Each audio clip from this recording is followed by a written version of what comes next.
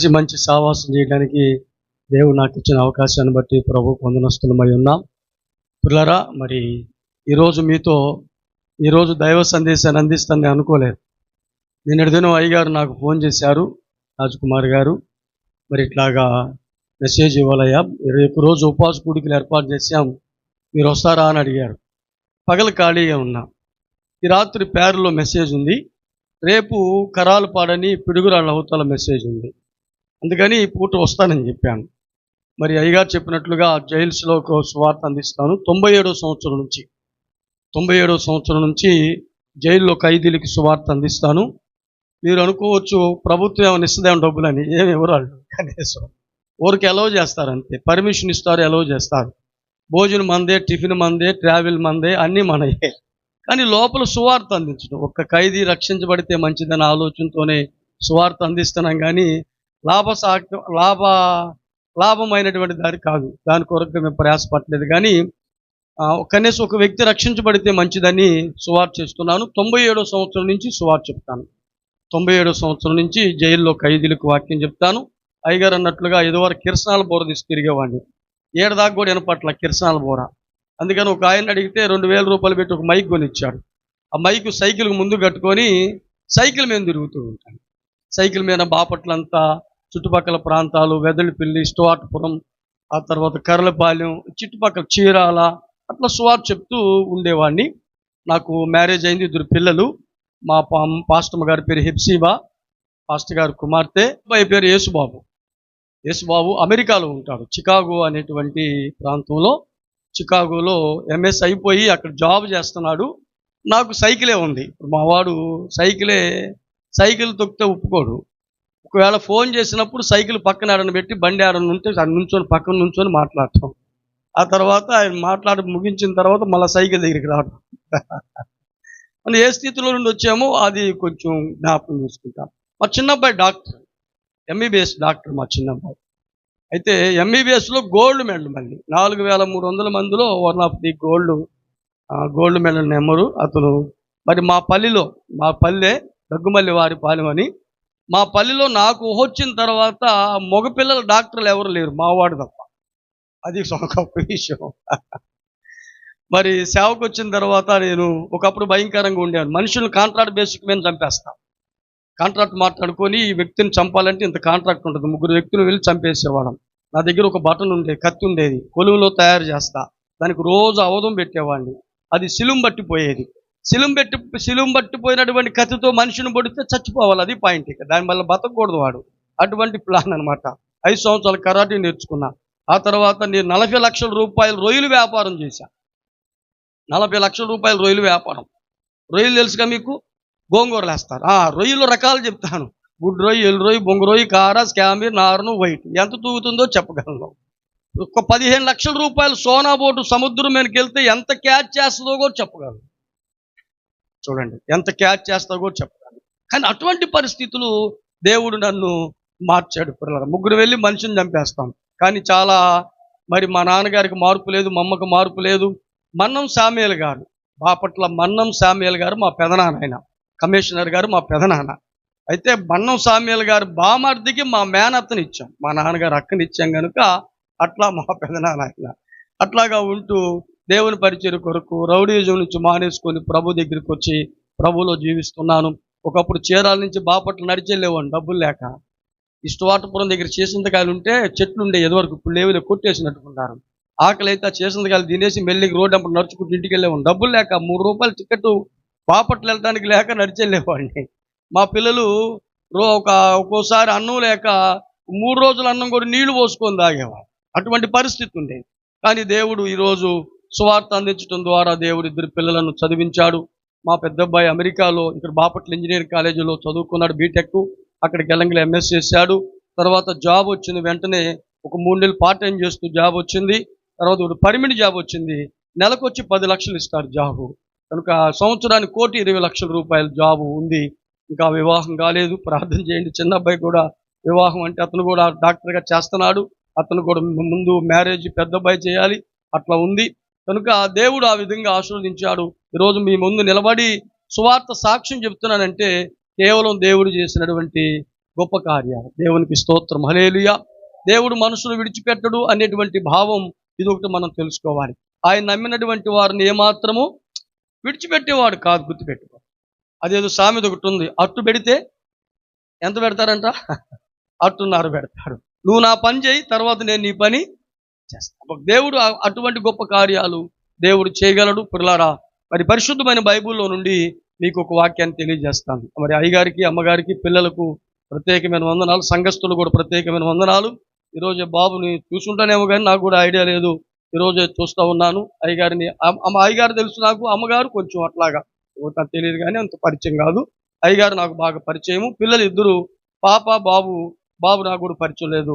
సంఘంలో ఉన్నటువంటి మీరు కూడా నాకు పరిచయం లేదు. మీ పాప, ఆ వందనాలమ్మ, రైట్, ఓకే. దేవునికి స్తోత్రం, హల్లెలూయా. మరి అయ్యగారు ఈ పల్లెలో, ఈ 4 పల్లెలు ఉండే, నాకు కూడా తెలియదు. అది నేను ఆ చివరు అనుకుంటాను, రోడ్డు అవతల చివరు అనుకుంటున్నాను మొత్తానికి. కానీ అయ్యగారు చెప్పారు 4 ఉన్నాయి అని చెప్పారు మొత్తానికి.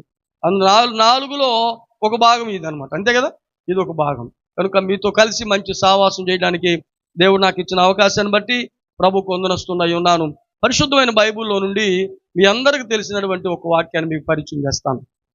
ఉపవాస కూడికలు 21 రోజు 21 రోజుకి ఇప్పుడు ఎన్ని రోజులు అయిపోయింది? అబ్బా, ఎన్ని రోజులు అయిపోయింది చెప్పండి.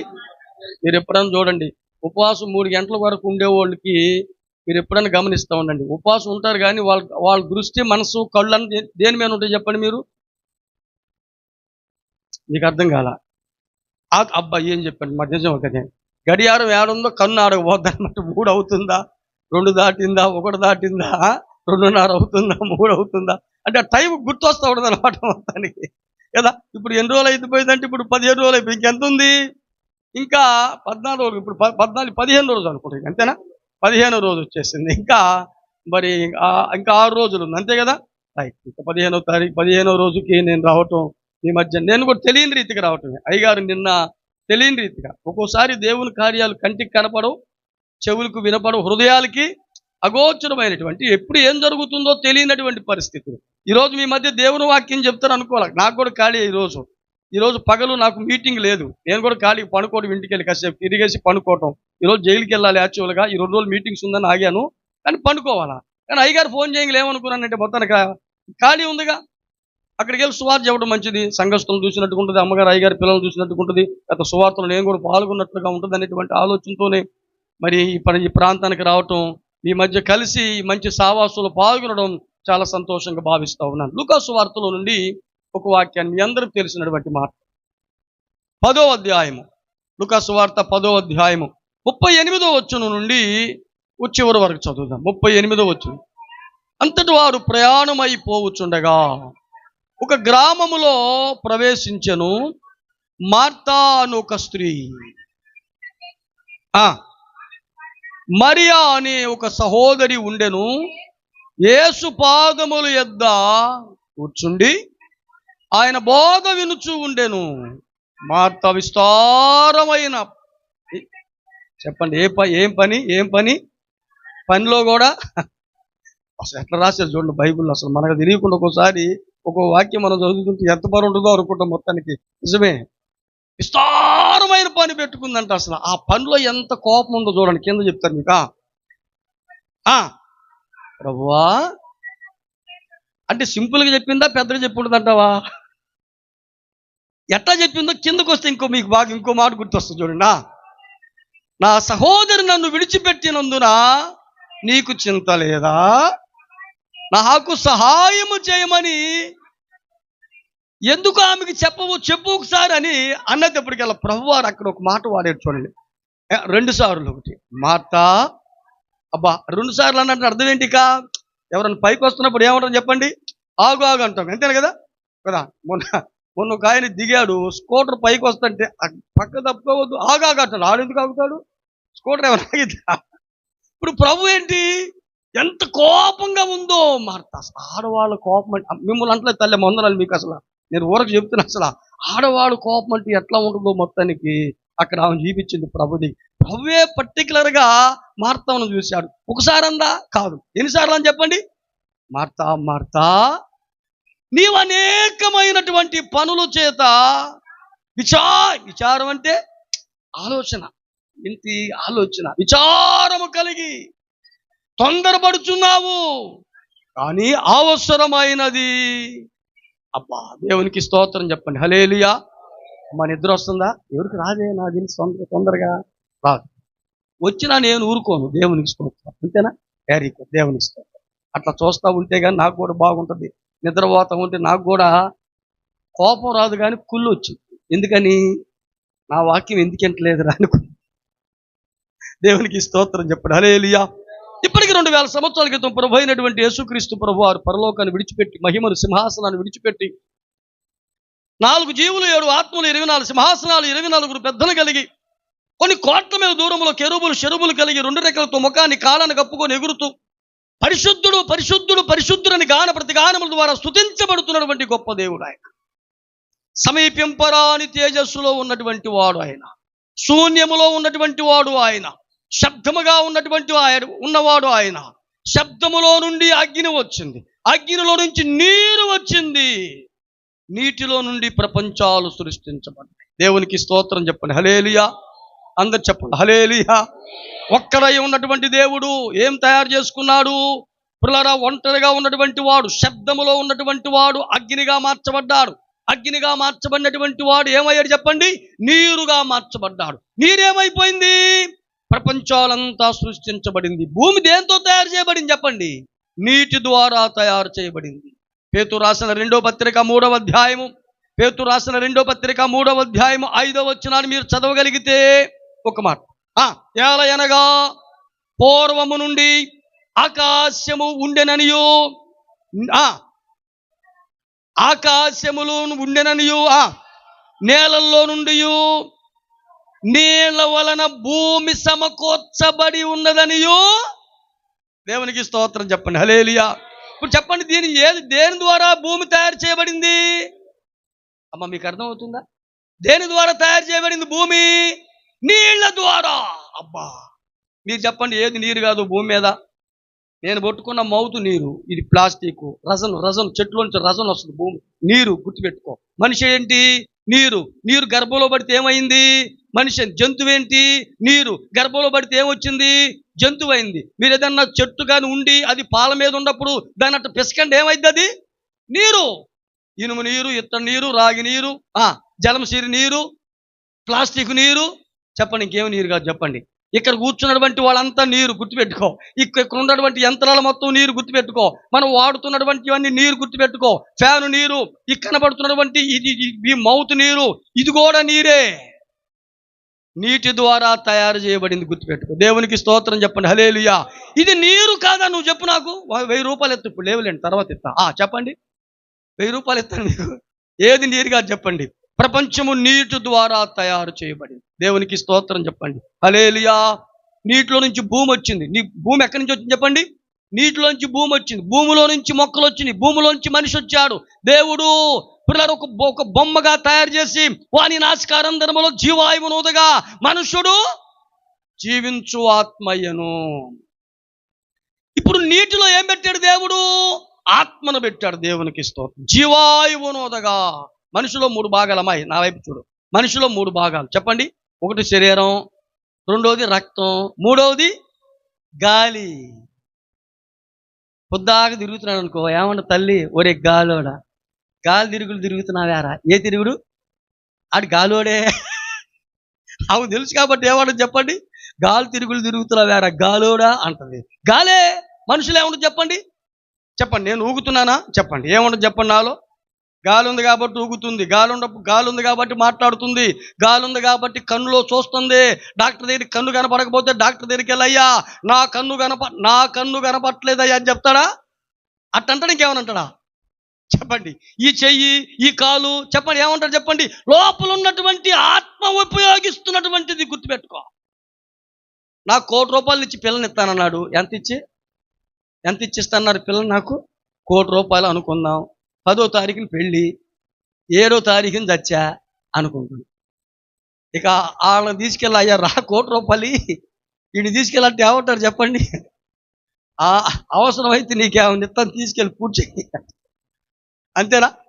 ఇంకో మాట చెప్తున్నా. ఒక అబ్బాయిని గాఢంగా ప్రేమించింది ఒక తల్లి, ఒక సహోదరి. ఆ అబ్బాయి కూడా గాఢంగా ప్రేమించాడు.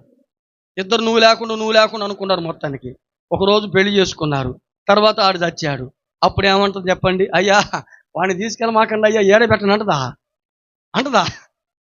ఒక్కొక్క రోజు అయిపోయింది, రెండో రోజు అయిపోయింది. ఇక ఏం చెప్తారు? ఇక అయ్యా అమ్మాయి దానమ్మా ఏం చేద్దాం, తీసుకెళ్ళమంటావా?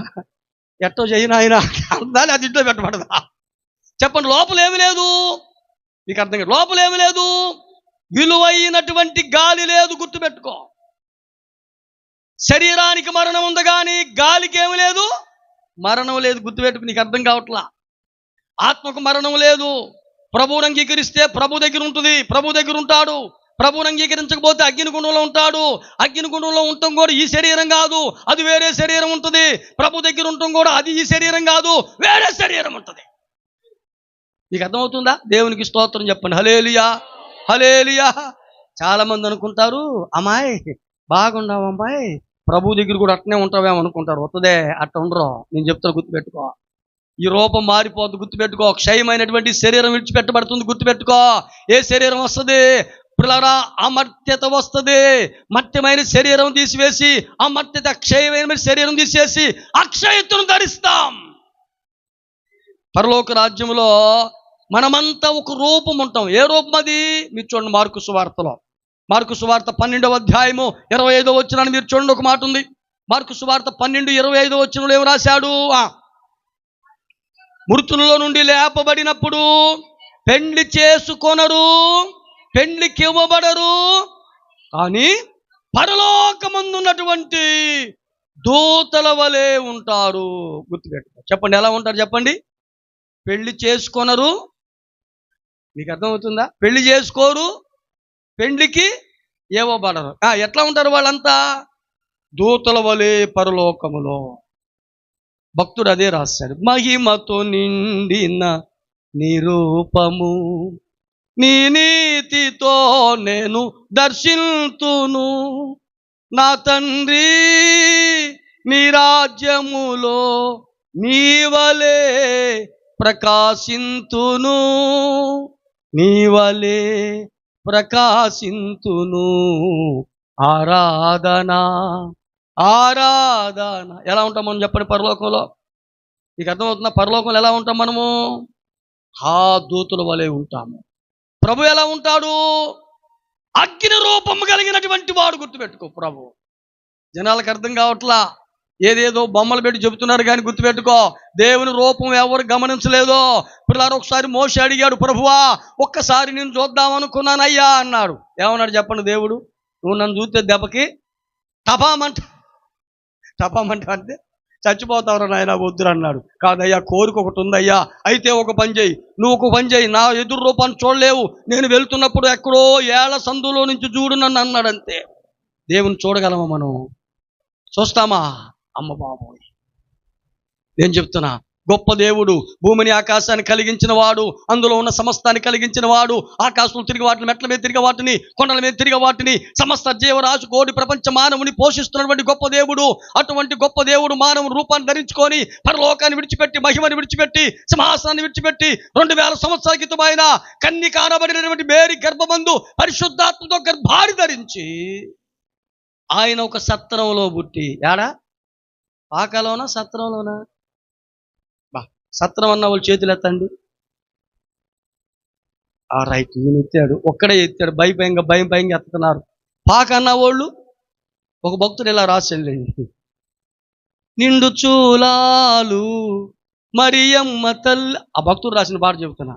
నడవలేక తోడివాడి పోయేనయ్యా, దిక్కుదోచకావో యేసయ్యా. సత్రం అన్నది అక్కడ. ఏమన్నా చెప్పండి? పశువుల పాకలో. అది రాంగు. పశువుల పాక కాదు, సత్రం. సత్రములో వారికి స్థలము లేనందున. అంతేనా? లూకా సువార్త 2వ అధ్యాయం 7వ వచనములో సత్రములో వారికి స్థలము లేనందున కదా. అప్పుడు ఏం చేశారు? పశువుల తొట్టిలో పరుండు పెట్టారు. అసలు చలికాలం అక్కడికి వెళ్ళారు, జనసంఖ్య ఎంచుకోవడానికి వెళ్ళారు. కానీ అక్కడ ఆమెకి ఇక చివరి దినం వచ్చేసింది, లోపల పంపించారు. ఎవరో లేడీస్ ఉంటారు అనుకుంటాం. మొత్తానికి ఆ కన్న తర్వాత బయట ఉండేవాళ్ళు చలికి లోపలికి వెళ్ళిపోయారు. వాళ్ళకి ఇరుక్కుంది కాబట్టి, ఆయన పరుండు పెట్టడానికి స్థలం లేదు కాబట్టి ఒక తొట్టిలో పరుండు పెట్టేశారు.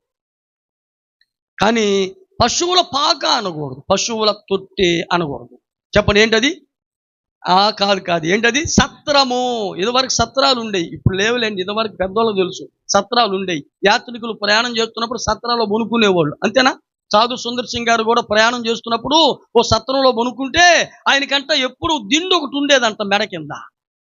ఏంద్ర దిండు ఆడ కనపడలేదని అటు ఇటు చూస్తా ఉంటే ఒక పాము ఆడ బొనుకుందంట, పెద్ద పాము. అసలు ఆయన చీకట్లో కనపడలా, ఇదేదో మెత్తకుంది అనుకుని గట్టికి లాగి దగ్గరికి లాగి బొనుకున్నాడంట. రాత్రంతా గురకబెట్టి నిద్రపోయాడు కానీ ఏం కదిలాడ. మరి దేవుడు కదిలే అది అనుకుంటాం మొత్తానికి.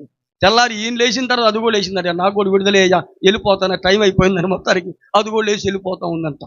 సాధు సుందర్ సింగ్ గారండి బాబు, ఎక్కడ ఉంటే తర్వాత ఎక్కడో ఉంటాడంట ఆయన. మరి అంత దేవుడు భక్తుడు, ఆయన వాడబడినటువంటి భక్తుడు. దేవునికి స్తోత్రం, హల్లెలూయా. అందరు చెప్పాలి హల్లెలూయా.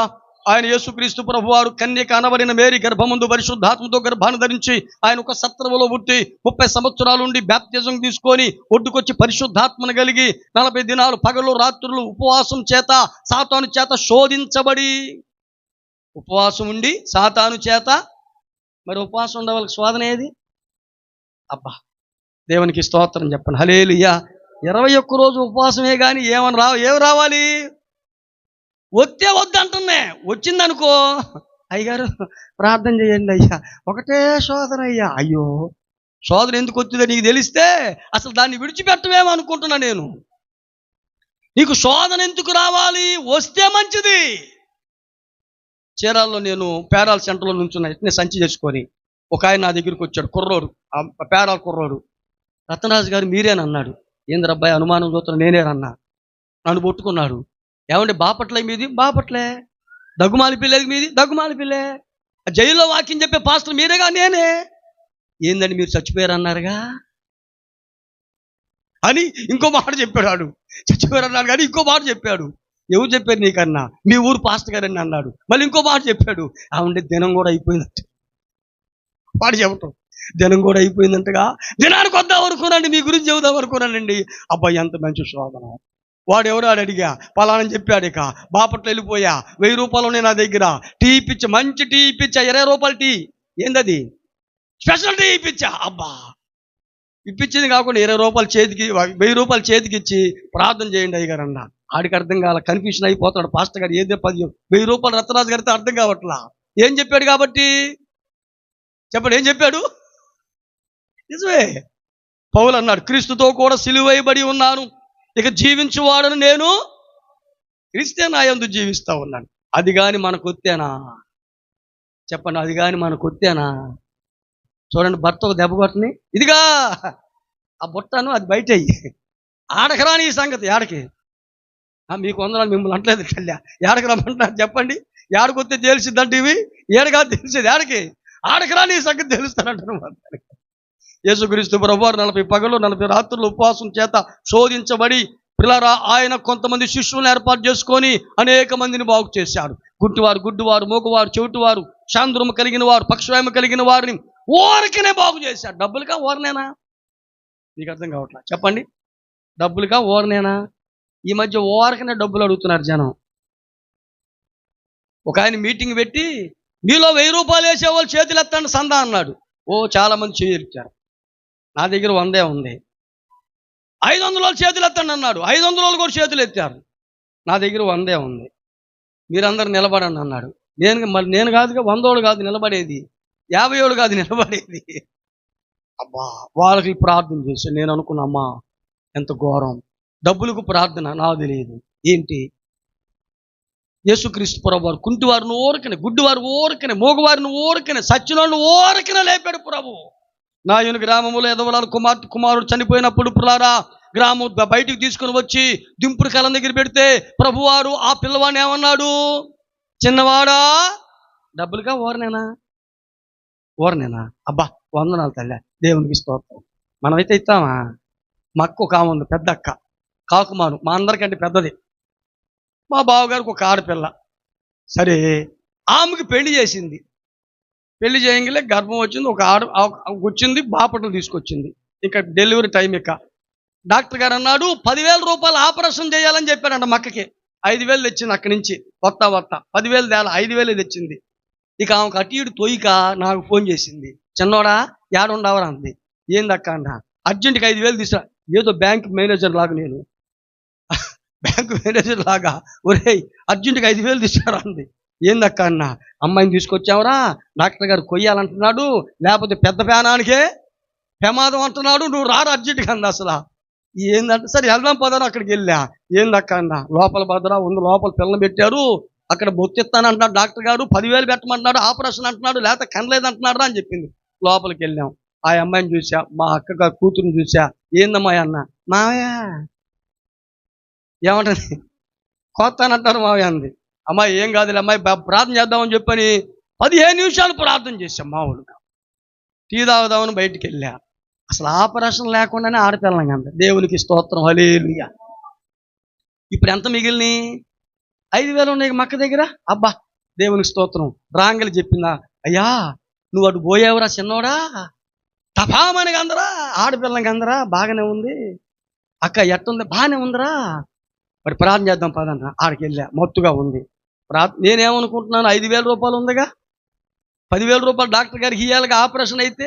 ఆపరేషన్ లేదుగా, ఫ్రీగా కందగా, ప్రార్థన చేశానుగా 15 నిమిషాలు, కనీసం ఒక 1,000 రూపాయలని ఇచ్చిద్దామని ప్రార్థనకు వచ్చేద్దామని ఇక ఆ నుంచి ప్రార్థన చేశా. చాలాసేపు ప్రార్థన చేశా. అయ్యా ఇది మీ కార్యం, అయ్యా మీ కార్యమైన ప్రార్థన చేశా.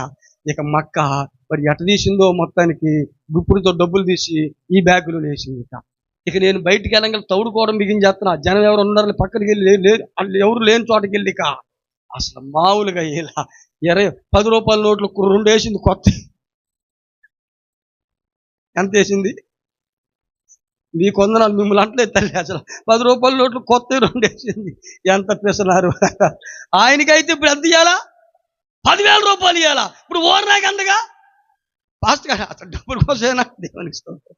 దేవుడు ఎన్ని కార్యాలు, బైబిల్లో ఒక మాట రాశాడు, ఆయన చేసిన కార్యాలు, యోహాను గ్రంథంలో అంటాడు, ఆయన చేసిన కార్యాలు రాయటానికి భూలోకము, ఎన్ని కార్యాలండి, ఎన్ని అద్భుతాలండి, దేవుడు చేసేటువంటి మేలు ఎన్ని గొప్ప కార్యాలండి. యేసుక్రీస్తు ప్రభువారు అలా చేస్తూ ఒక గ్రామంలోకి వెళ్తాడు. ఆయన పేరు సీమోను, కుష్ఠరోగి సీమోను అన్నారు ఆయన్ని. కుష్ఠరోగి సీమోను ఇంటికి వెళ్ళాడు ప్రభువారు. అక్కడ మార్తా, మరియా, తర్వాత ఎవరున్నారు, లాజరు అన్నటువంటి ఒక సహోదరుడు ఉన్నారు. 3 ఉన్నారు. పేద కుటుంబం. ప్రభువారు ధనవంతులు ఇంటికి వెళ్ళలేదు, కానీ కుష్ఠరోగి సీమోను ఇంటికి వెళ్ళారు. అక్కడికి వెళ్తూ ఉన్న ప్రాంతంలో ఇప్పుడు ఎవరెవరున్నారు అక్కడ? మార్తా, మరియా. ఎవరు చేర్చుకుంది? ప్రభుని చేర్చుకుంది ఎవరు? మార్త చేర్చుకుంది. మరియ ఎక్కడ కూర్చుంది? ప్రభు దగ్గర కూర్చుంది. ఏమి వింటుంది? దేవుని వాక్యం వింటుంది. మార్తకి ఏమొచ్చేస్తుంది ఇప్పుడు? చెప్పండి, ఏమొచ్చేస్తుంది? మొన్న పాస్టర్ గారు చెప్పాడు, 2 అక్క చెల్లెళ్ళు ఉన్నారంట. అక్క చెల్లెళ్ళు ఉన్నట్టే వాళ్ళకి ఇంట్లో 2 పనులు ఉంటాయి కదా. ఆమెకి ఎంత పని ఉంటుందో ఈమె కూడా వాకిలు ఊడిసి బట్టలు ఉతికే పని ఒక ఆమెకు ఉంటుంది. అది కంపల్సరీగా ఉంటుంది. అది మీ దగ్గర ఉంటుందో లేదో. ఇంకొక అమ్మాయికి ఏముంటుంది చెప్పండి? ఇక అన్నం కూరలు వండే పని అట్లా ఉండేది మొత్తానికి.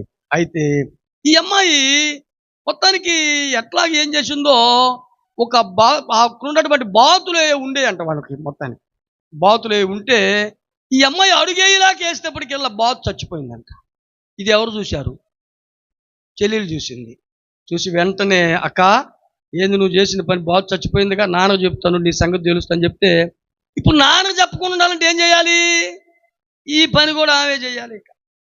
ఇక మ్యాటర్ కుదిరించుకుంది, మొత్తాన్ని చేస్తూ ఉంది. మొత్తానికి ఇక ఒకరోజు అనుకుందంటే, ఇక లాభం లేదు, ఈ శాఖకి నేను పడలేను, కూర కూడా ఉండమంటుంది, అన్నం కూడా ఉండమంటుంది, ఈ పనులు కూడా నాకు పెడతా ఉంది, ఆయన ఏదో కొట్టే 2 దెబ్బలు ఆయన ఏదో కొడతాడులే అనుకుందాడు మొత్తానికి. ఇక కూర వండవా? వండను. నాన్న పాప చెప్పు, అన్నం వండవా? వండను. పో చెప్పు అంటుందంట మొత్తానికి. ఇక వాళ్ళ నాన్నగారు చెప్పిందంట, ఈ చిన్నది పోయి, నాన్న అక్క ఏం చేసింది తెలుసా, బాతు మీద కాలేసేపటికెళ్ళా బాతు ఏమైంది? ఏమ్మాయి అట్లా ఎందుకు చేసావు, ఇక మీద చెయ్యి మాకు అట్లా అన్నాడంట. అంతే, సింపుల్గా ఉన్నట్టు చెప్పండి. ఇప్పుడు ఈ పరిస్థితి ఎలా ఉంది? మార్తకు భలే కోపం. అసలు ఎట్టుందంటే ఆ పరిస్థితి అసలు విస్తారమైన పనుల చేత తొందరపడతా ఉంది. మార్తం ఎదురు కూర్చుంది. ఎట్ట కూర్చుందో, పేట వేసుకొని కూర్చుందో, బాస్పట్లు వేసి కూర్చుందో, మొత్తాన్ని ప్రభు ఎదురు కూర్చుంది. ఉత్తమమైన మాటలు ప్రభు చెప్తున్నాడు, చాలా మంచి విషయాలు చెప్తా ఉన్నాడు. కానీ లోపల తుక ఉడిగిపోయినట్టుగా, ఏం ఉడికినట్టుగా, బియ్యం ఉడికినట్టుగా ఉడుకుతుంది. ఎవరామి? మార్తమ్మకి ఎంత కోపం వస్తుందో చెప్పడానికి లేదు. నేను అనుకుంటున్నా, ఒక అడుగు బయటికి వేసి అటు ప్రభు వెంక ఆమె వెంక చూడ, మళ్ళా లోపలికి ఒక అడుగు వేసి ప్రభు వెంక ఆమె వెంక చూడ, అటు జరుగుతుందేమో అనుకుంటాం. మొత్తానికి అయిపోయింది. ఇంకా ఆపుకోలేకపోయింది ఆ కోపాన్ని. వచ్చేసింది ప్రభు దగ్గరికి, వచ్చేసింది. ప్రభువా నీకు చింత లేదా? అబ్బా ఎంత సింపుల్గా అడిగిందో. ఏమి లేదు, నీకు చింత లేదా? నేను ఇంత పని చేస్తున్నానే, నేనే రుద్దటం, నేనే వండటం, నేనే గుడ్లు ఉతకటం, ఈ పని అంతా చేస్తున్నానే, ఆమెకు ఒక్క మాట చెప్పవేంటి నువ్వు? అసలు అక్కడ 2 సార్లు ఇందాక చదివా, 2 సార్లు అనేవని మర్తా మర్తా అంటే అంత పైకి వచ్చి ఉండదేమో ఆ తల్లి. అబ్బా దేవునికి స్తోత్రం, హల్లెలూయా.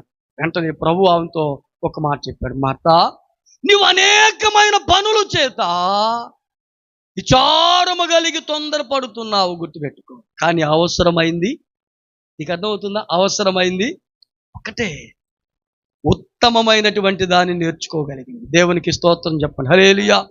అందరు చెప్పాలి హల్లెలూయా. దేవుని పాదాల దగ్గర కూర్చొని నేర్చుకుంటుంది ఏంటంటే ఉత్తమమైనటువంటిది నేర్చుకుంటుంది. ఈ పనులు కాదు, గుర్తుపెట్టుకో. లోకంలో ఉన్నటువంటి సందర్భాలు పనులే కానీ మరి నేర్చుకుంటుంది ఏంటో తెలుసా? ఉత్తమమైనటువంటి దాన్ని నేర్చుకుంటుంది, గుర్తుపెట్టుకో. అది ఆమె యొద్ద నుండి, ఇంకో మాట రాశాడు కింద, అది ఆమె యొద్ద నుండి. అది గుర్తుపెట్టుకో. నేర్చుకోవాల్సిందేంటి? మందిరానికి వెళ్ళి నేర్చుకోవాల్సిందేంటి? మందిరానికి వెళ్ళి ఏమి నేర్చుకోవాలి? ఏమి నేర్చుకోగలిగితే ఎంత లాభం ఉంటుందో బైబిల్ అనేకమైన విషయాలు ఉన్నాయి. ప్రభు చెప్పిన మాటలు ఆమె నేర్చుకోగలిగింది కాబట్టి, ఉత్తమమైనటువంటి విషయాలు నేర్చుకోగలిగినటువంటిది ఒక మంచి కార్యం జరుగుతుంది. ఈరోజు మనం ప్రభు మాటలు, ఉత్తమమైనటువంటి మాటలు నేర్చుకోగలిగితే ఏం జరుగుతుందో 2-3 విషయాలు చెప్పి నేను ముగిస్తాను పిల్లలు. ఏం జరుగుతుంది? ఉత్తమమైనటువంటి ఆమె యొద్ద నుండి తీసివేయబడదు. దేవుని మాటలు ఉత్తమమైనటువంటివి, ఆమె యొద్ద నుండి తీసివేయబడవు. ఏంటా ఉత్తమమైనటువంటి? అపోస్తుల కార్యాల గ్రంథములో నుండి, అపోస్తుల కార్యాల గ్రంథము 16వ అధ్యాయములో 12-13 వచనాలు చూద్దాం. అపోస్తుల కార్యాల గ్రంథము 16వ అధ్యాయము 12-13 వచనాలు.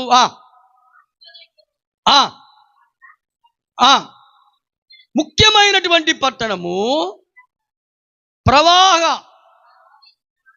తిరగట నోరులే. రైట్, వెరీ గుడ్, దేవుని స్తోత్రం. అదే మొత్తం మీకు చూడండి అమ్మా, గోంగూర మాసం తింటే చెప్పండి ఏం జరగదు? నీ తల్లి నిన్నట్లే తల్లి వందనాలు అసలు 4 తిరగదంటారు మొత్తానికి కదా. ఇప్పుడు ఏంటి? ప్రవాహ స్థలమైనటువంటి ఆ ప్రాంతము, అక్కడ ఎవరున్నారు చెప్పండి? లూదియా అనబడినటువంటి ఒక సహోదరి, వారందరూ కూడి ఉన్నటువంటి చోట నిలబడి ఉండెను, దేవుని వాక్యం వింటూ ఉండెను అని రాశాడు అక్కడ. అయితే ఆమెకి ఇంకో బిరుదు కూడా రాశాడు అక్కడ, భక్తి కలిగినటువంటి స్త్రీ. చెప్పండి ఏ స్త్రీ ఆమె? దైవ భక్తి కలిగినటువంటి స్త్రీ. మీరు గుర్తుపెట్టుకోవాలా, భక్తి వేరు, దైవ భక్తి. మీరు చూడండి, టెంపుల్ కనపడినప్పుడు ఏం చేస్తారు కొంతమంది? అబ్బా భలే వేస్తారు, ఇది చూడండి కదా, ముద్దు పెట్టుకోవటం, లైట్ వేయంగిలే అబ్బా. తర్వాత ఏదో నక్షత్రం ఏదో కానీ దాన్ని ఏమంటారండి, నెలపొడుపు అనుకుంటా. పెద్దోడా, అమ్మాయి, పెద్ద అమ్మాయి, ఏందో ఆ ముఖం చూస్తే ఏమవుతుందో నెలంతా మొత్తం కరుకున్నట్టుగా, అంతేనా? ఇప్పుడు ఏం భక్తి? దైవ భక్తి ఏంటి? ఈమెలో ఏమి లేదు, మందిరానికి వెళ్తుందే కానీ మార్పు లేదు, మందిరానికి వెళ్తుంది, దేవుని వాక్యం వింటుందే కానీ హృదయం కదిలించబడలేదు, హృదయంలో ఏమాత్రం చలనం లేదు, మందిరానికి వెళ్తుంది కానీ దైవ భక్తి కలిగిన స్త్రీయే కానీ హృదయము మార్చబడలేదు. అది పాయింట్. దేవునికి స్తోత్రం చెప్పండి, హల్లెలూయా. కానీ పౌలు చెప్పు మాటలు యందు లక్ష్యముంచింది, అది పాయింట్ అక్కడ. దేవుని చెప్పిన మాటలు యందు లక్ష్యముంచింది కనుక ఆమె హృదయాన్ని మార్చుకోగలిగింది. గుర్తుపెట్టుకో, వినటం వల్ల ఏం కలుగుతుంది? విశ్వాసం కలుగుతుంది. కానీ ఏం మార్చబడాలి? హృదయం మార్చబడాలి, మనసు మార్చబడాలి, మనిషి మార్చబడాలి. లోపల హృదయము అన్నిటికంటే గొప్పది ఏంటంటే హృదయము. అందుకే బైబిల్ ఒక మాట చెప్పాడు, దెమనుస్కులారా అన్నాడు. ఎన్ని మనసులు చెప్పండి? 2 మనసు. అబ్బా, ఇక్కడ కుంకుల మరులు మా అత్తగారు ఊరా, ఒక ఆయన సంఘ పెద్దలు అంతాళ్ళు సంచి ఒకటి వేసుకొని హోటల్ పెడతాడు, మంచి హోటల్ ఉండేది. ఆ హోటల్లో ఇది నేను కూడా తింటా, దాన్ని బొంబాయి చట్నీ అంటారు. భలే ఉంటుంది బొంబాయి చట్నీ. నేను వెళ్ళంగల రతనరాజు గారు బొంబాయి చట్నీ, ఇంకో చట్నీ ఏమంటారు, అదే ఏమని చెప్పేవాడిని. ఆయన పేరు దేవయ్య. సంచి వేసుకొని ఇట్లా పెట్టుకొని సంఖలో పెట్టుకొని ఆదివారం వెళ్తారు. ఒకరోజు నాకు ఒక వార్త దేవయ్య గురించి, ఏందయ్యా వార్త అంటే బాప్తిజం తీసుకున్నాడు, చర్చికి వెళ్తున్నాడు, కానీ ఆయనలో కోపం పోలా. చెప్పండి, ఏం పోలా? కోపం పోలా. బరి తోకంట నరికాడంట. ఏ తోక నరికాడు? బరి. ఎంత కోపం వచ్చిందో. నేను వెళ్ళి కూర్చున్నా, ఇడ్లీ ఇచ్చాడు, తింటున్నా. దేవయ్య, ఏదో ఒక సంగతి జరిగిందంటగా దేవయ్య, నాకు తెలిసిందన్నా. ఏం జరిగింది రత్నదాస్ గారు అన్నాడు. అది కాదు దేవయ్య, ఎంత కోపం ఎందుకు వచ్చిందన్నా, అయ్యగారు మీకు కూడా తెలిసిందా? ఎంత బాధ కలిగి పాపం చెప్పాడో. అతను ఏం బాలేదు? మీరు చెప్పండి, ఏం బాలేదు? కోపం పోలా. దైవభక్తి ఉంది కానీ మనిషిలో పూర్తి సంపూర్ణమైన మనసు రాలా, సంపూర్ణమైనటువంటి ఆత్మ రాలా, సంపూర్ణమైనటువంటి విధేయత రాలా, సంపూర్ణమైనటువంటి మనసు మార్చబడలేదు. మందిరానికి వెళ్తున్నాడే కానీ గుర్తుపెట్టుకోవాలా, మనిషిలో 2 తలంపులు ఉంటాయి, గుర్తుపెట్టుకోండి. మనసు మార్చబడాలా. అందుకే భక్తుడు పాట రాశాడు, చెంచల మనసాడించు బ్రతుకు ఆటను, వంచన చేసి నడుపును తప్పు బాటను, అంతరంగమును పరిశోధించు యేసయ్యా, స్థిర మనసుతో నీ దారిలో సాగనిమ్మయ్యా, నా మదిని కోవెలగా మలచుకోవయ్యా, నా హృదిని రారాజుగా నిలిచిపోవయ్యా, మనసున్న మంచి దేవా, నీ మనసు నాకిచ్చావా, మనసు మలినమైన నాకై మనిషిగా దిగి వచ్చావా. మనస్సు మారాలి. గుర్తుపెట్టు, మనుషులకి ఏం మాటలే చెప్పండి, ఏం మాటలే చెప్పండి, మనస్సు మాటలు. దిమనస్కత్వం మారలేదు. లూదియా ఏం మారింది? ఏం మార్చుకుంది లూదియా? గుర్తుపెట్టుకోవాలి. దైవభక్తి కలిగినటువంటి స్త్రీయే కానీ దేవుని వాక్యం వింటుంది, కానీ దేవుని వాక్యాన్ని వింటుంది కానీ అతను దామిలో ఒక చలనం రాలేదు, ఆమె జీవితం మార్చబడలేదు, మంచి హృదయం రాలేదు. చాలా మంది మందిరానికి వస్తారే కానీ 2 మనసులతో ఉంటారు, గుర్తుపెట్టుకోవాలి. అందుకే ప్రభు అన్నాడు, మందిరానికి వెళ్ళినప్పుడు నీ ప్రవర్తన జాగ్రత్తగా దేవుని వాక్యం మీద మనసు ఉంచాలి. అయితే అక్కడ రాయబడిన మాట ఏంటంటే, దేవుని పౌలు చెప్పు మాటలు యందు ఏముంచింది? అది పాయింట్. అక్కడ అది పాయింట్, గుర్తుపెట్టుకో. లక్ష్యం ఉంచింది. అంటే దేవుని వాక్యం మీద మనసు ఉంచింది కనుక ఆమె హృదయం మారిపోయింది. మారటం వల్ల ఏం ప్రయోజనం జరిగింది చెప్పండి, గుర్తుపెట్టుకో. తన భర్తను మార్చుకోగలిగింది. దేవునికి స్తోత్రం చెప్పండి, హల్లెలూయా. రెండోది ఏం మార్చుకోగలిగింది? పిల్లలు మార్చుకోగలిగింది. మీకు తెలుసా, నోవాహు మారాడు. నీతిమంతుడైన నోవాహు గురించి దేవుడు చెప్పాడు. నోవాహు భార్య మారింది, నోవాహు పిల్లలు మారారు, నోవాహు కోడలు మారారు. 8 మంది ఓడలో ఉన్నారు. కారణం ఏంటి? నోవాహును బట్టే భార్య, నోవాహు భార్యను బట్టే పిల్లలు, పిల్లలు బట్టే కోడళ్ళు, కుటుంబంతో ప్రార్థన కుటుంబంగా ఉన్నారు. లూదియా తన మారటమే కాకుండా తన వాక్యాన్ని బట్టి, హృదయాన్ని మార్చడం బట్టి తన భర్తను మార్చుకోగలిగింది. చాలా మంది చూడండి, చర్చికి వచ్చినప్పుడు, అయ్యో అక్కడ పెరుగు పెట్టాను కానీ కొంత నువ్వు తిని, అక్కడ మాంసం కూరగాడు కొంచెం పెట్టాను, నువ్వు తిను, పిల్లోడు కట్టి పెట్టు, నేను ఇప్పుడే వస్తాను, అయ్యగారు పెందరకాలు వదిలిపెడతారు. ఎట్ట వదిలిపెడతారంట?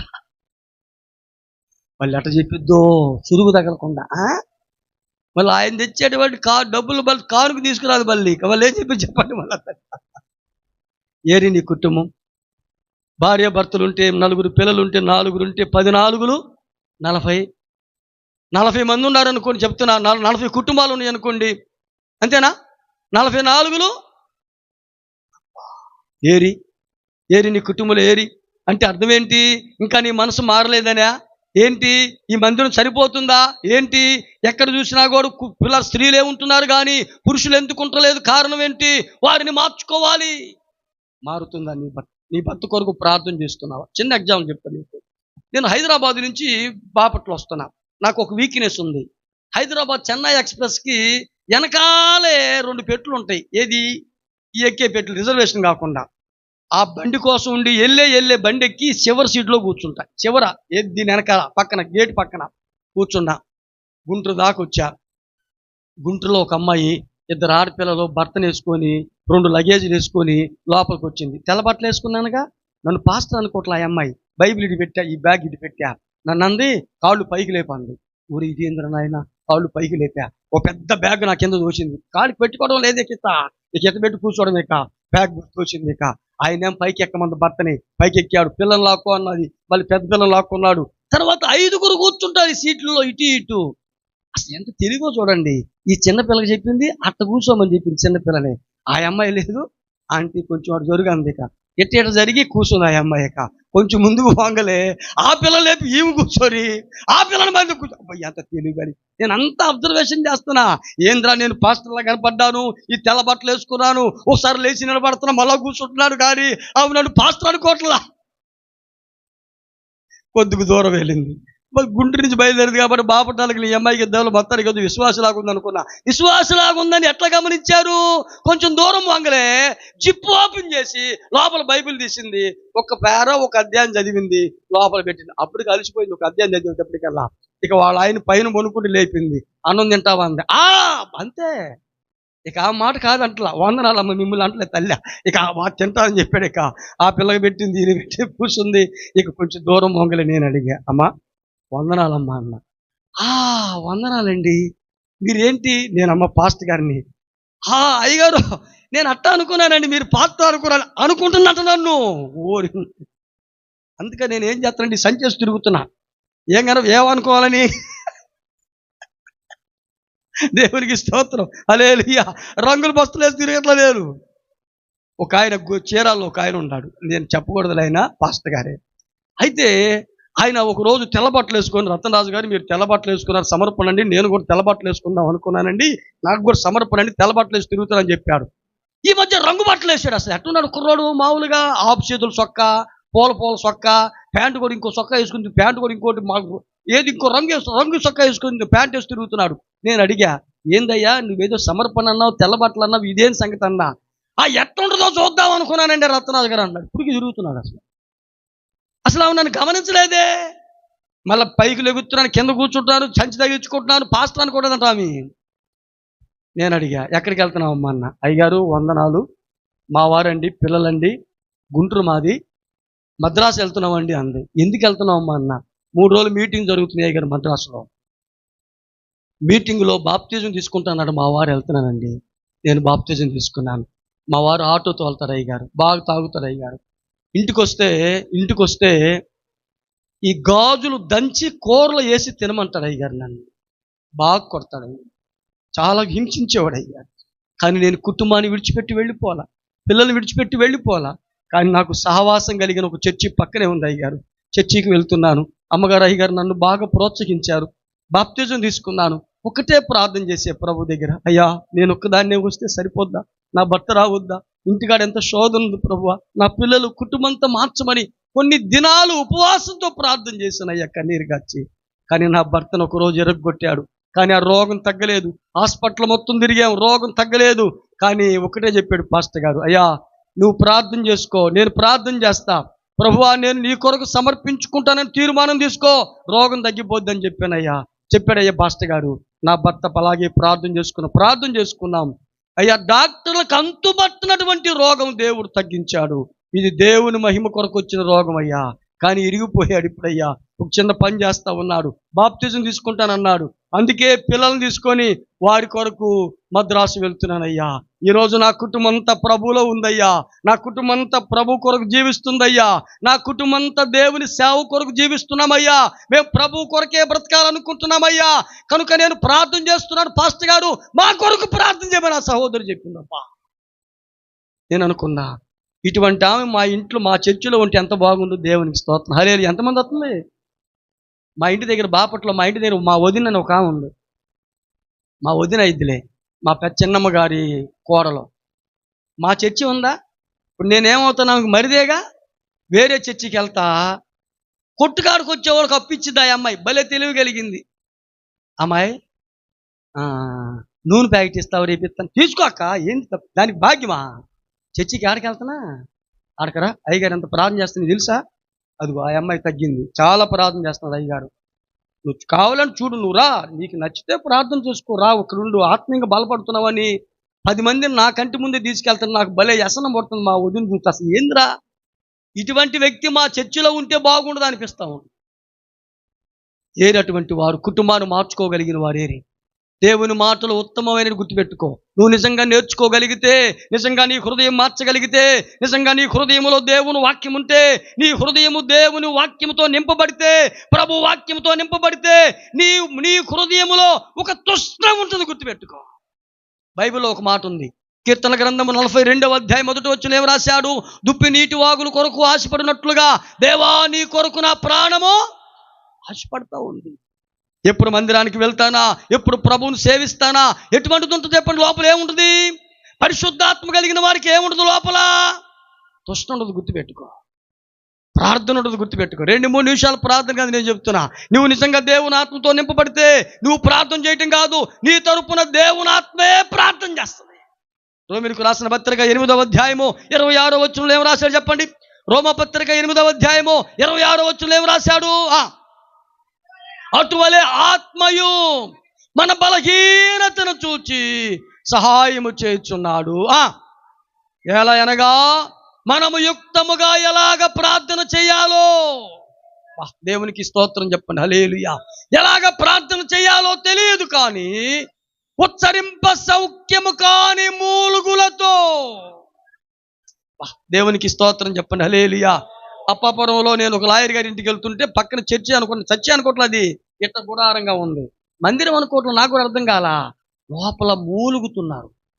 ఏంద్రా మూలుగుతున్నారు? రాత్రి ఏమైనా గుర్తుంటాడేమో మూలుగుతున్నారు అనుకోవటం. నేను ఒక చిన్న చర్చి, అది ఎవరంటే దావీదు గారని, కాకుమాను దావీదు గారు, అక్కడ చర్చి ఒకటి ఉంది, వాళ్ళకి చర్చి ఒకటి.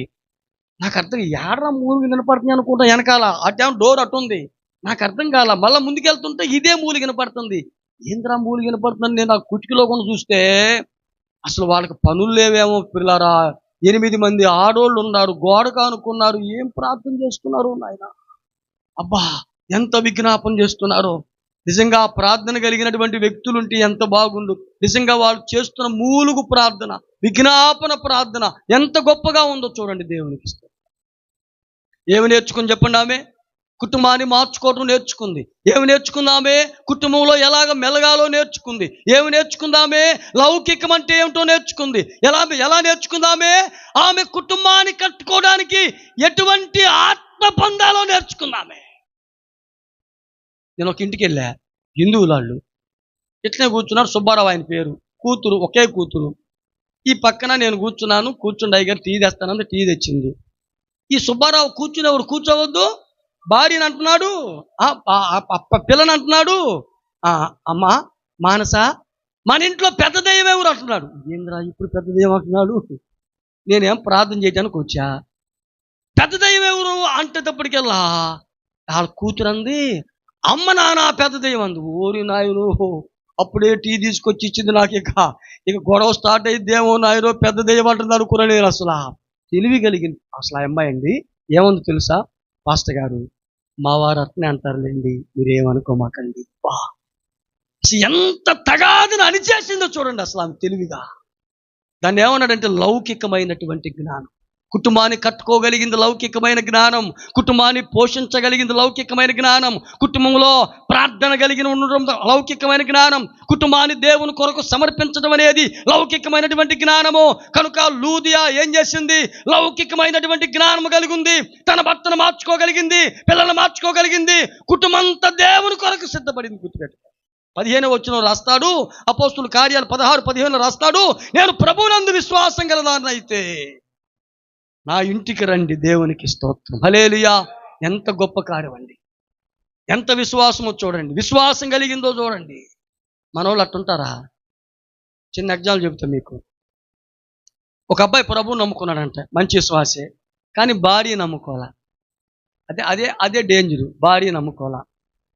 పాస్టర్ గారు వస్తే మంచి భోజనం పెడుతున్నారంట ఇంట్లో, భార్య ఏమో కొంచెం అది ఇదిగా ఉంది. మొత్తానికి అమ్మాయి ముందు పాస్టర్ గారు తింటేనే మనం తినాలమ్మాయి అంటున్నాడంట ఆయన విశ్వాసి. ఒకరోజు ఈమె ఏమనుకుంది, మొత్తానికి పాస్టర్ గారు ఇంటికి వచ్చాడంట. ఇంటికి రాగానే తెలివి కలిగిన స్త్రీ కాబట్టి ఒక రోకల బండ గడుగుతూ ఉందంట.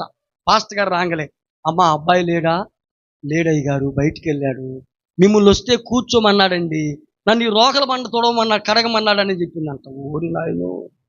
ఇంకో మాట అందంట, అయ్యగారు మీకు ఆయన గారికి ఏమైనా తగాదయిందా అన్నాడంట. ఏం లేదమ్మా, మరి ఎందుకు రోకల బండ కడగమని మిమ్మల్ని కూసోమన్నాడే అని చెప్పిందంట. అమ్మా నేను ఇప్పుడే వస్తాను నమ్మ పక్క కాదు అయ్యగారు మిమ్మల్ని కూర్చోమన్నాడు అని చెప్పిందంట.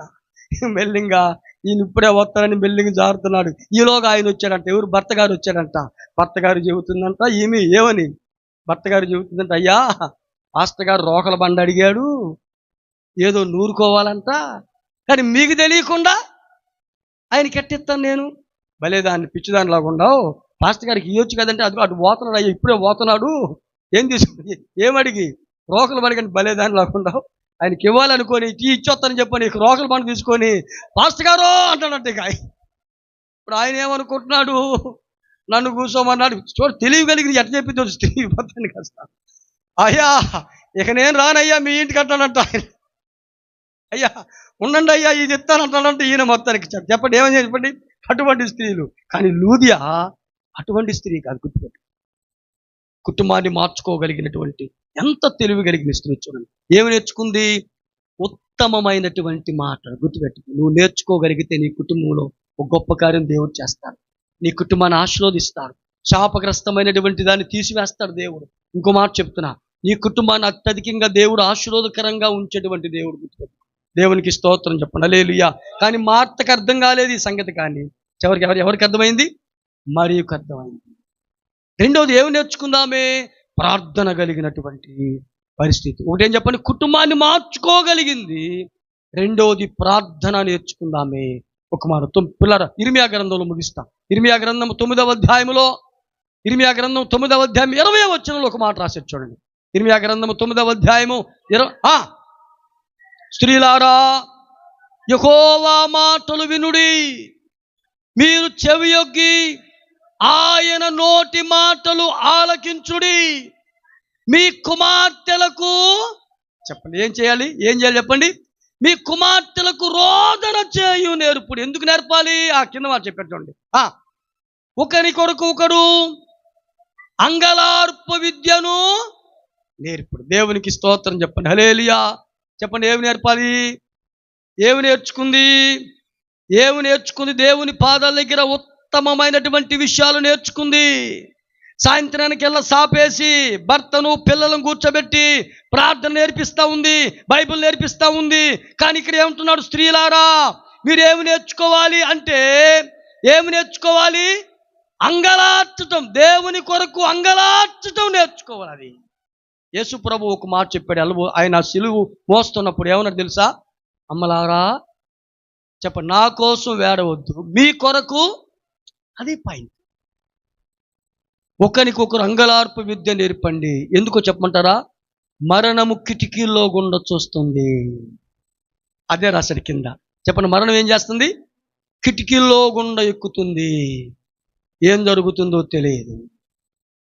మా ఇంటి దగ్గర ఒక సహోదరి, ఒక్కడే కొడుకు, ఒక కూతురు ఉంది.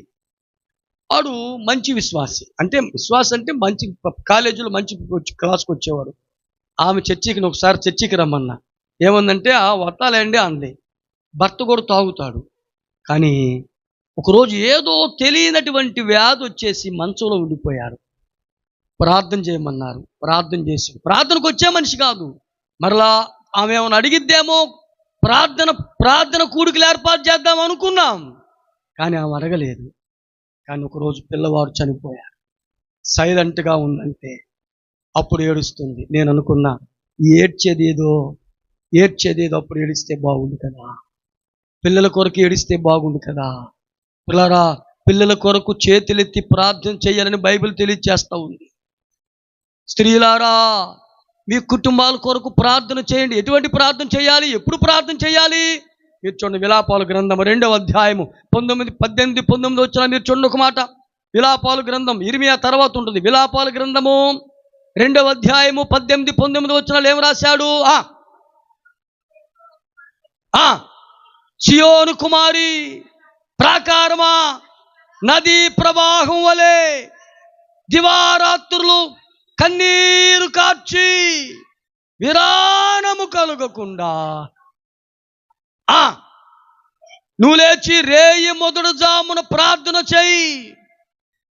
ఏం కొమరించినట్లు మీరు చూడండి. అసలు నేను ఒక మాట చెప్తున్నా, ఏమనుకోమాకండి. ఈ ప్రసంగం అయిపోగల ప్రార్థన అన్నప్పుడు కనీసం ఏమన్నా నీళ్ళు వస్తాయి అంటావా? అయ్యో బాబు, గుర్తుపెట్టుకో, కన్నీరు రానిదే కార్యాలు, అది గుర్తుపెట్టుకుని చెప్తున్నా. కన్నీటి ప్రార్థన రావాలి. ప్రభు అదే చెప్పాడు, స్త్రీలారా అమ్మలారా అన్నాడా? పురుషులారా అన్నాడా? అయ్యలారా అన్నాడా? కానీ ఏడవగలిగేదని చెప్పండి. కుటుంబంలో ఎవరి పాత్ర ఎక్కువగా ఉంటుంది? స్త్రీ పాత్ర ఎక్కువ ఉంటుంది. స్త్రీ కన్నీరు కార్చగలదు, వేదన చేయగలదు, కుటుంబాన్ని పోషించగలదు, కుటుంబాన్ని నడిపించగలదు, కుటుంబాన్ని దేవుని దగ్గరికి నడిపించగలదు, కుటుంబంలో గొప్ప కార్యాలు చేయగలదు. మచిలీపట్నంలో ఒక సహోదరి సేవ చేస్తుంది, భార్యాభర్తలు, పిల్లలు. భర్త మారలా, తాగుబోతూ. ఈమె బాగా ప్రార్థన చేసేది మందిరంలో. ఈమె ఒక రోజు చెప్పిందంట, కుటుంబ ప్రార్థన పెడుతున్నారు, వెళ్ళమంటావా అని అడిగిందంట భర్తని, పిల్లలు తీసుకొని. వాడు తాగుబోతాడు, వెళ్ళు అన్నాడంట. అది ఏదో మొత్తం కుటుంబ ప్రార్థన నైట్ పెట్టారంటే వెళ్ళింది. 10ంటికి వచ్చింది ఇంటికి పిల్లల్ని తీసుకొని. తలుపు తీశాడు భర్త, పిల్లల్ని తీసుకున్నాడు. ఎక్కడికి వెళ్ళావని అడిగాడు. నీకు చెప్పి వెళ్ళాను కదా అయ్యా ప్రార్థనకి, నాకు చెప్పలేదు అన్నాడు. అంతే, బయటే పెట్టేశాడు, తలుపేశాడు. తెల్లవారులు ఆ మత్తులో నిద్రపోతున్నాడు లోపల. తలుపు తట్టింది కానీ తీలా. అక్కడే మోకరించి ప్రార్థన చేసింది, ప్రభువా నా భర్త తెలియకుండా పెట్టాడేమోనని. ఈ పక్కలో తౌళ్ళాడితే భారీ దొరకలా. ఏంద్ర ఈ అమ్మ ఎక్కడుందో ఏందని తెల్లారిపోయిన తర్వాత చూస్తే బయట మోకరించి 2 చేతులు పైకి ఎత్తి ప్రార్థన చేస్తుంది, ప్రభువా వర్షం వచ్చింది, వర్షంలో తడిసిపోయి ప్రార్థన చేస్తుంది, నా భర్తను క్షమించండి అయ్యా అని ప్రార్థన చేస్తుంది. వెంటనే తలుపు తీస్తే వణిగిపోతుంది.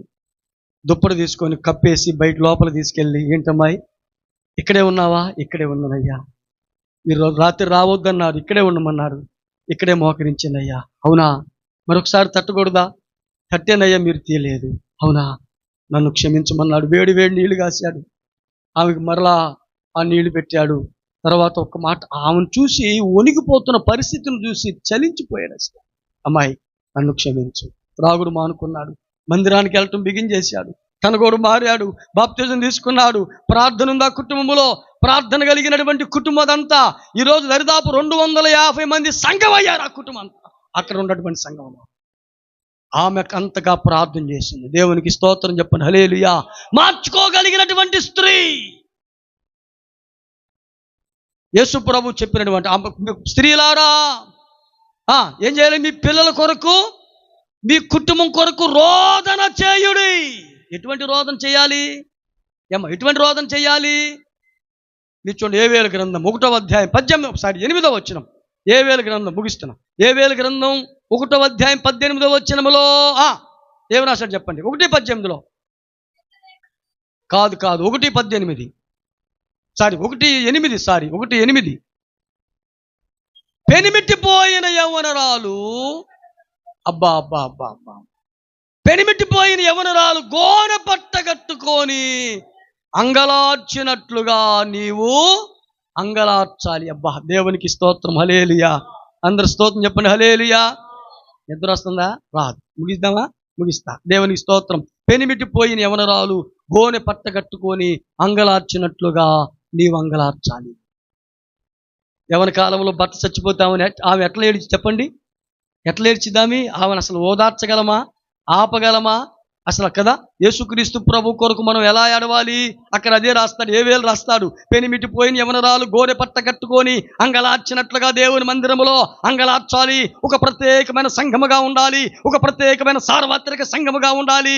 పిల్లారా, ఈ సంఘములో కన్నీరు కార్చి ప్రార్థన చేసేవాళ్ళు ఉండాలి, ప్రార్థన చేసేటువంటి మనుషులు ఉండాలి.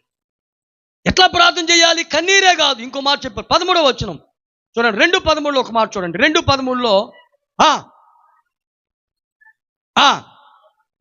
అమ్మా 2:13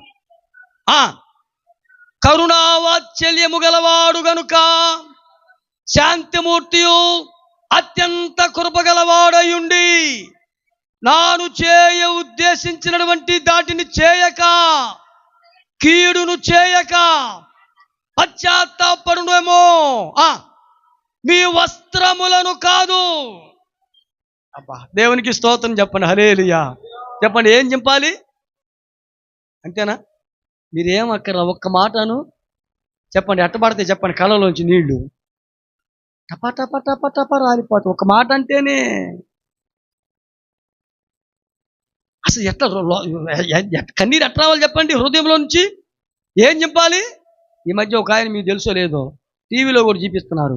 గుంటూరులో పెడతారు. ఆయన ఎవరు సిలువ వేసుకున్నాడంట. జనాలందరూ చూస్తుండగా 2 గోతాలు పొట్టు పోసుకుంటాడు పైన. ఎందుకో మనకు తెలియదు. ఏమంటే పొట్టు పోసుకున్నంత మాత్రాన హృదయ శుద్ధి వచ్చిందా? కన్నీరు ఆనించి రావాలి చెప్పండి? యానించి రావాలి చెప్పండి? ప్రార్థన యానించి రావాలి చెప్పండి? అసలు నువ్వు ఎప్పుడైనా ప్రార్థనలో ఏడ్చావా? ఎప్పుడైనా నీ హృదయం కదిలిందా? ఎప్పుడైనా నీ హృదయం కదిలేటువంటి ప్రార్థన నీలో ఉందా? పిల్లారా, స్త్రీలారా, ప్రభు అంటున్నాడు, స్త్రీలారా మీరు ఎట్లా చేయాలి? రోదన చేయండి. మీ పిల్లలతో రోదన చేయండి. మీ పిల్లలకు రోదన ధ్వని నేర్పించండి. నువ్వు ఏడిస్తే నీ పిల్లలు కూడా ఏడుస్తారు. నేను సత్తునపల్లి దగ్గర ఒక గ్రామానికి వెళ్ళే వాక్యం చెప్పడానికి, ఒక సహోదరి ఏడుస్తుంటే కూతురు కూడా ఏడుస్తుంది. లూదియా అనేటువంటి కూతురు ఏడుస్తుంది పక్కన. నేను ఆమెను చూస్తే చాలా ఆశ్చర్యం వేసింది. ఒక గ్లాసుతో నీళ్లు పోసినట్టే వాళ్ళ తల్లి ఏడుస్తుంటే పిల్ల కూడా ఏడ్చింది. ఆమెను బాపట్లో చదువుతుంది హాస్టల్లో. ఒక మేడం గారికి పరిచయం చేశా. మేడం, ఈ అమ్మాయి భలే ప్రార్థన చేసింది, మీరు గుర్తుపెట్టుకోండి, హాస్టల్లో ఉంటుంది, మీరు పిలిపించుకోండి, ఈమె పలానా క్లాస్ అని చెప్పా.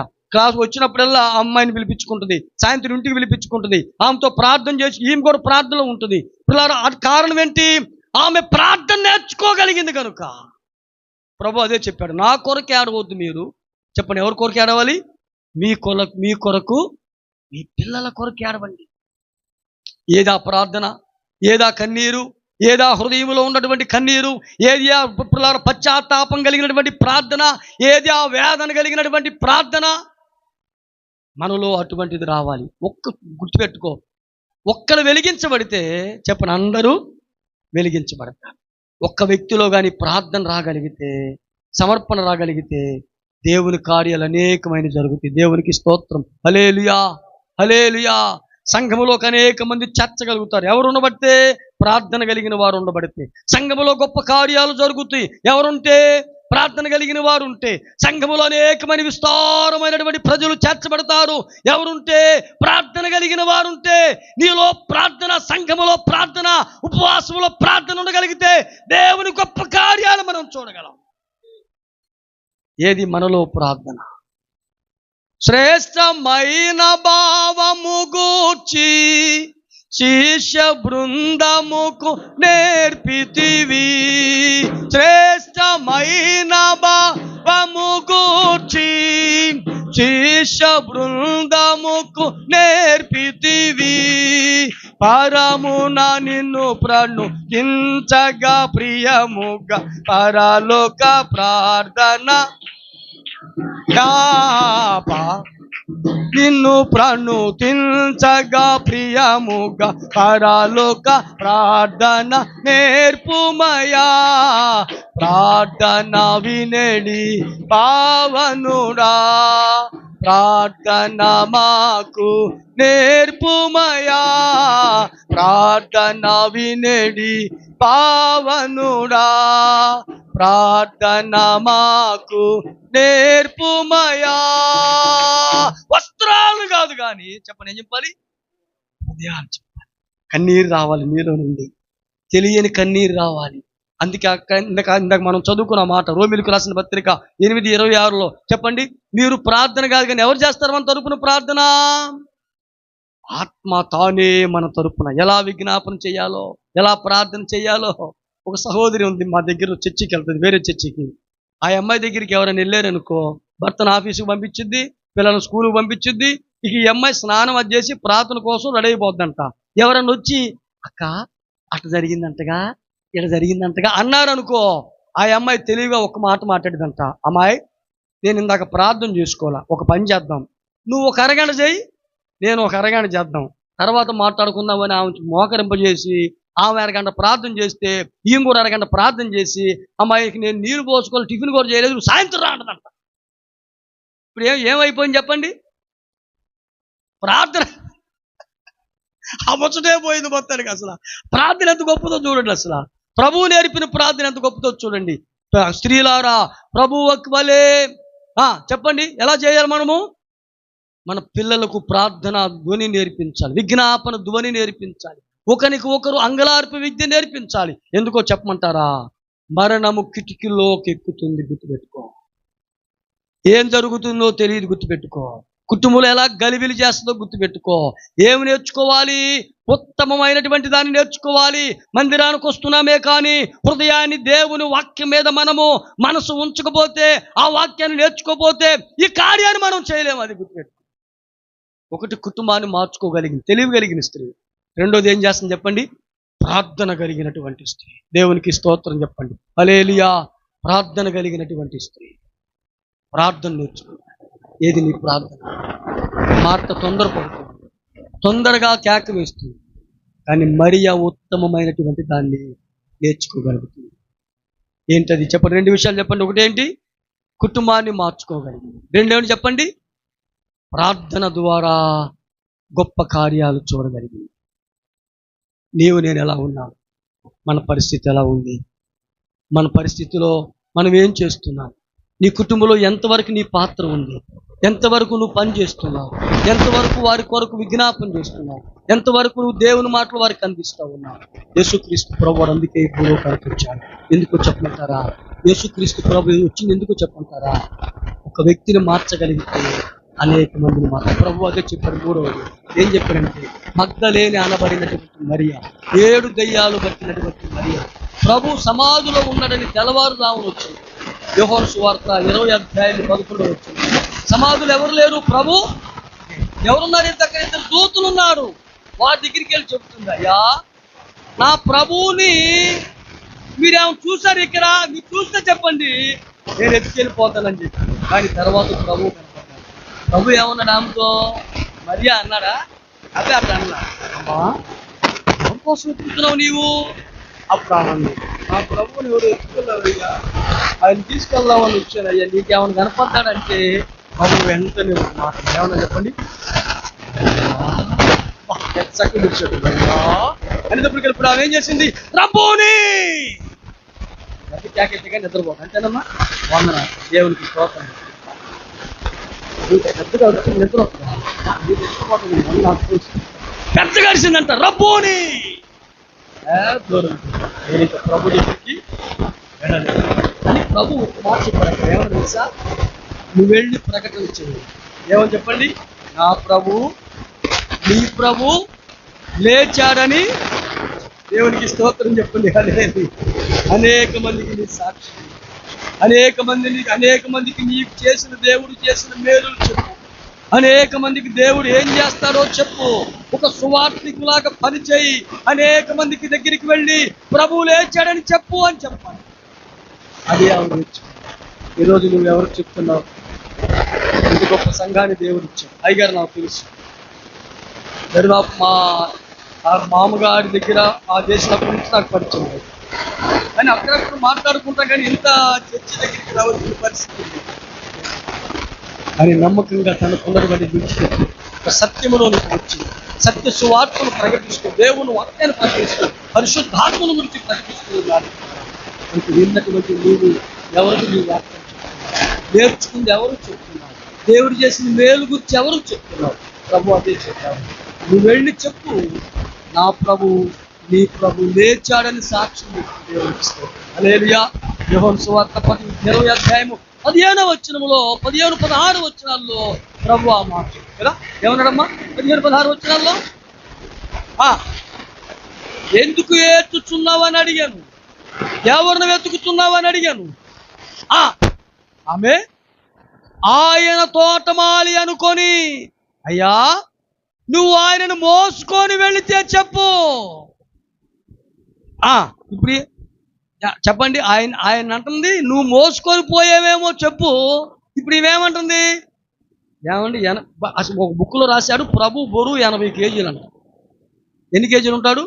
ఈయన అట్టే మోసి ఎట్టేసుకెళ్ళింది చెప్పండి, ఎత్తెత్తుకెళ్ళి చెప్పండి. అసలు ఆమె చెబుతుంది చూడండి, నువ్వు మోసుకెళ్ళి చెప్పావు, ఎట్టెత్తుకెళ్ళి చెప్పు, నేను ఆయన్ని మోసుకొని పోతాను. అప్ప ఎంత తెగిపోతుంది. తర్వాత ప్రభు వారు తెలివిగా మరియా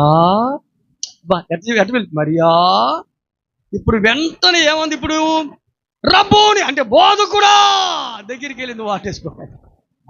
దూరం దూరం దూరం. ఇప్పుడు ఏం చెప్తుంది చెప్పండి? ప్రభు ఏమన్నాడు? ఇప్పుడు నా తండ్రియు మీ తండ్రియు నా దేవుడును నీ దేవుడును వాని యొద్దకు వెళ్ళి చెప్పు, ఆయన ఇక్కడ లేడు, లేచాడని చెప్పు. దేవుని వాక్యం. దేవునికి స్తోత్రం చెప్పండి. హల్లెలూయా. ప్రకటన చెయ్యి గ్రామములో. చెప్పండి. 3 విషయాలు నేర్చుకుంది మరియా. చెప్పండి. ఒకటేంటి? కుటుంబాన్ని మార్చుకోవడానికి దేవుని మంచి వాక్యం నేర్చుకుంది. రెండవది, ప్రార్థన కలిగినటువంటి వ్యక్తిగా మంచి వాక్యం నేర్చుకుంటుంది. మూడవది, తన పట్ల చేసిన మేలును బట్టి అనేక మందికి ఒక గొప్ప సాక్షిగా నిలబడాలి. దేవునికి స్తోత్రం. హల్లెలూయా. నువ్వే వస్తున్నావు కానీ ఎవరినైనా తీసుకొచ్చావు మందిరానికి? ఎన్ని సంవత్సరాలు అయింది నువ్వు దేవుని మందిరానికి ఒక్కదానివే బైబిల్ తీసుకుని? అసలు నిన్ను బట్టి ఎంతమంది వస్తున్నారు? ఏది నీ సాక్ష్యం? ఏది నీ సాక్ష్యము? వదిలే. ఏది నీ త్యాగము? యేసు వార్తను చాటించను ఎలా నిర్లక్ష్యము లేచిరారము. అందుకే ప్రభు నన్ను నిలబెట్టాడు. ఎప్పుడో చచ్చిపోవాల్సిన వాడిని, 93వ సంవత్సరంలో చచ్చిపోవాల్సిన వాడిని. బిస్కెట్ కోటర్ తాగా, కత్తి ఉందా నా దగ్గర, పక్కన పెట్టేసా కత్తి. ముందు పెట్టుకున్నా. లాస్ వచ్చేసింది. మమ్మ వచ్చింది. చిన్నోడా ఏందిరా కత్తి పెట్టావన్నది మా అమ్మను అమ్మ అన్నాను. ఏయ్ నీకెందుకే, వెళ్ళి కంచి పేక్ కోస్తా. వాడంటే మా నాన్న బయట ఉన్నారు. నన్ను బలకిస్తావేంటి నువ్వు అంటే? నేను ఎందుకు ఇప్పుడు సాయంత్రం చచ్చిపోవాలంతే. లాస్ వచ్చేసింది, భయంకర వ్యక్తిని, చనిపోవాలనుకున్నా. పాస్టర్ గారు మీటింగ్స్ పెట్టాడు మా పక్క దగ్గరలోనే. యాప్ చెట్టు మీద మైక్ ఇటు కట్టాడు, మా వైపు కట్టాడు మైక్. సరే పగలే మీటింగ్ జరుగుతుంది. ఏమని వాక్యం చెబుతున్నాడంటే ఆ పాస్టర్ గారు, ఒరే దొంగోడా, రౌడీవోడా, నువ్వు చచ్చిపోతే అగ్గినుకున్నాను పోతావురా అని చెబుతున్నాడు. ముందు ఆగుతున్నా, కత్తాడే ఉంది. ఏంద్రా మా అమ్మ పోయి చెప్పింది ఆ పాస్టర్ గారికి. ఏమని? అయ్యా రౌడీవోడు వచ్చాడు అయ్యా, పాస్టర్ గారి చేత వాక్యం చెప్పించండి అయ్యా అని చెప్పిందా. మా అమ్మని పిలిచా. ఒక పోడు పొడిచంటే ఆ దరికి దిగిపోతుంది కత్తి. నువ్వు వాడికి ఏం చెప్పావు పాస్టర్కి? మా ఓడు రౌడీ ఓడు వచ్చాడయ్యా అని పాస్టర్ గారు చెప్పాగా. వాడు చెప్తాడు వాక్యం. 10 నిమిషాల్లో గొట్టం వాడి తిరగబోతే ఆడిని చంపేస్తా. ఎవరిని? ఆ వాక్యం చెప్పే వాడిని పాస్టర్ని చంపేస్తా, పెట్టిన పాస్టర్ని చంపేస్తా, నిన్ను కూడా. మా అమ్మ చెమట్లో పోసింది. మామూలు కాదు అసలు. ఎట్ట బరిగెత్తిందో పాస్టర్ గారి దగ్గరికి బరిగెత్తి పాస్టర్ గారు పిలిచింది. అయ్యా మా వాడు నిజంగా రౌడీ వాడు ఇంట్లోనే ఉన్నాడు అయ్యా, కత్తి పెట్టుకొని ఉన్నాడు, మీరు ఏదో గొట్టం విడిదిప్పారంట, రౌడీ వాడు అంటున్నాడంట ఆయన, ఆడిని చంపేస్తారంట, నిన్ను కూడా చంపుతారు, నన్ను కూడా చంపేస్తారంటున్నాడు అయ్యా, ఆడు తిప్పండి అయ్యా అని చెప్పింది. 10 నిమిషాల్లో గొట్టం వాడు తిప్పారండి అంతేగా, లేకపోతే చంపేస్తానని చెప్పా. కానీ రాత్రి పూట చచ్చిపోదామని వెళ్తున్నారు. నన్ను ఆర్ఆర్కే మూర్తి గారు వాక్యం ఆకర్షించి నిలబడ్డా. ఇట్లాగే నిలబడ్డా, చెమటలు పోస్తున్నాయి.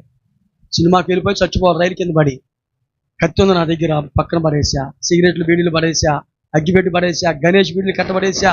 555 సిగరెట్లో ఒకవేళ సిగరెట్లు లేకపోతే యానాదులు ఊడ్చి బయట గుట్టబడేస్తే అందులో మొక్కలు తాగి పడేసిన మొక్కలు తాగేవాడిని. 8 జగ్గులు కళ్ళు తాగుతా, అవలేలగా మనిషిని చంపేస్తా, భయంకరమైన వ్యభిచారిని చెప్పాలంటే. అని నా జీవితంలో దేవుడు గొప్ప కారణం. ఎవరన్నా ప్రభువు కావాలంటే ముందుకు రమ్మని చెప్పాడు. నేను ఆడే ఉన్నా. పాస్టర్ గారు సైకి చేస్తున్నా, ఒరే వస్తున్నారు చూడండి రా వాడు అంటున్నాడు. సుశీలమ్మ గారు అబ్బాయి, మా అమ్మ పేరు సుశీలమ్మ. పొద్దున్న చెప్పాను చంపేస్తాను పాస్టర్ గారిని. అది అనుకుంటున్నాడు ఆయన, ఇది అనుకుంటున్నా. ముందుకెళ్ళా. అయ్యగారు ప్రార్థన చేశాడు. బరువుగా ఉంది. నన్ను చంపడానికి 10 మంది వచ్చారు. నాగలంక నుంచి 1,50,000 రూపాయలు ఇవ్వాలి. 93లో కత్తులు గొడ్డలు తీసుకొచ్చారు. ఒక్కటే ప్రభువుని అడిగా. చిన్నప్పుడు సండే స్కూల్ డ్రమ్ము కొడతా, నేను బాగా కొడతా డ్రమ్ము, పాటలు పాడేవాడిని, పరిచయం బలి చేస్తా. కానీ కొంచెం మేసాలు వచ్చేటప్పటికి 10th క్లాస్ దాటేటప్పటికల్లా ఇక అది మానేసి బార్ షాపులో తిరిగి రౌడీజం చేస్తా ఉండే. ఇక ప్రభువుని ఒలిచిపెట్టేసా. అది గుర్తొచ్చింది. ప్రభు దగ్గర మనసులో ఇప్పుడు నేను చచ్చిపోదాం అనుకున్నా. మరణం అంటే నాకు భయం లేదు, చచ్చిపోతా, పెద్ద విషయం కాదు. కానీ ఎందుకో బ్రతకాలనిపిస్తూ ఉంది. ఒకటే మాట, ఒక అవకాశం ఇవ్వండి, నేను నీ పరిచయం చేస్తాను. వేలాడుతున్న దొంగను రక్షించారు కదా, నన్ను కూడా రక్షిస్తావా? అదే లాస్ట్ టైం ప్రభు. మా అన్నయ్య ఒక 50 మంది పల్లిలో వాళ్ళని కత్తులు గొడ్డలు తీసుకుని ఊరక రౌండ్ వేశారంతే. ఆ రోజు బతికిపోయేవారని వదిలేశారు. పురారా ఈరోజు దేవుని సేవ కొరకు జీవిస్తున్నాను. ఉత్తమమైన విషయాలు నేర్చుకున్నాను, అనేక మందికి బోధిస్తున్నాను, రక్షణ లేని వారికి రక్షణ కొరకు బోధిస్తున్నాను. భయంకరమైన రౌడీ షీటులకు సువార్త చెప్తున్నాను. ఖైదీలను మార్చడానికి ప్రభువుకు అవకాశం ఇచ్చాడు. అనేక ప్రాంతాలకు వెళ్ళి నా సాక్ష్యాన్ని చెప్పి అనేక మందిని ప్రభు దగ్గరికి నడిపిస్తున్నాను. ఆత్మీయంగా బలపరచబడాలని చెప్తున్నాను. ఆత్మీయంగా కుటుంబాలతో ఎదగాలని చెప్తున్నాను. అనేక మంది రక్షించబడాలని ఈ కడవరి దినాల్లో దేవుని కొరకు ఒక తీర్మానం తీసుకొని తిరుగుతున్నాను పిల్లారా. అనుకునే దేవుడు నా కుటుంబాన్ని ఆశీర్వదించాడు. ఒక ఉన్నతమైన స్థితిలో నన్ను ఉంచాడు పిల్లారా. కానీ దేవుని కొరకు జీవించడానికి ఒక అవకాశం నాకు ఇచ్చాడు కాదు, కానీ నీ కూడా దేవుడు ఒక అవకాశం. ఉత్తమమైనటువంటి విషయాలు 3. ఒకటి ఏం చెప్పండి? కుటుంబాన్ని మార్చుకోగలిగినటువంటిది ఉత్తమమైన వాక్యం. రెండవది ప్రార్థనలో స్థిరముగా ఉండేటువంటిది రెండవది. మూడవది ఏం చెప్పండి? స్వార్థ ప్రకటించడానికి దేవుడు నిన్ను ఏర్పరచుకోవడం. అందరూ లేచి నిలబడదాం. ఒక్క నిమిషం లేచి నిలబడదాం. ఒక్క నిమిషం చాలా